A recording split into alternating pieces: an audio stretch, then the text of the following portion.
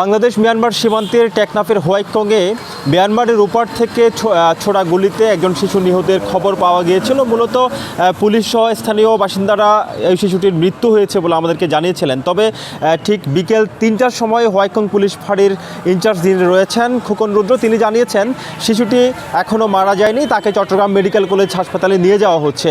মিয়ানমারের অভ্যন্তরে বেশ কয়েকদিন ধরেই সেখানকার বিদ্রোহী সশস্ত্র গোষ্ঠী আরাকান আর্মির সাথে রোহিঙ্গা ভিত্তিক যে সশস্ত্র সংগঠনগুলো রয়েছে আরএসও এবং আরসা সহ বেশ কিছু সংগঠনের সাথে সেখানে প্রতিদিন আসলে বেশ কয়েকদিন ধরে গোলাগুলির ঘটনা চলছিল। আজকে সকাল 10:30টায় এই গোলাগুলির ঘটনা তীব্র আকার ধারণ করে এবং মিয়ানমারের উপার থেকে আসা গুলিতে জসিমউদ্দিনের কন্যা আফনান তিনি গুলিবিদ্ধ হয়েছে বলে আমরা জানতে পেরেছি।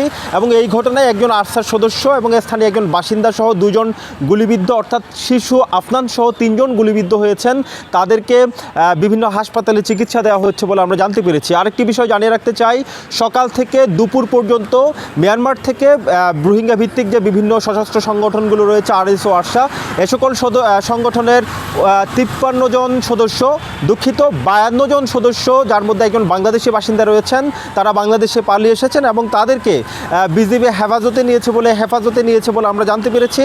তবে ঠিক কিছুক্ষণ আগেই আমার সাথে পুলিশের কথা হয়েছে, তারা বলেছেন বিজিবি হেফাজতে রাখলেও তাদেরকে পরবর্তী আইনি পদক্ষেপ কী নিচ্ছেন সেটা এখনও পর্যন্ত আসলে বিজিবি বা পুলিশের পক্ষ থেকে সিদ্ধান্ত হয়নি।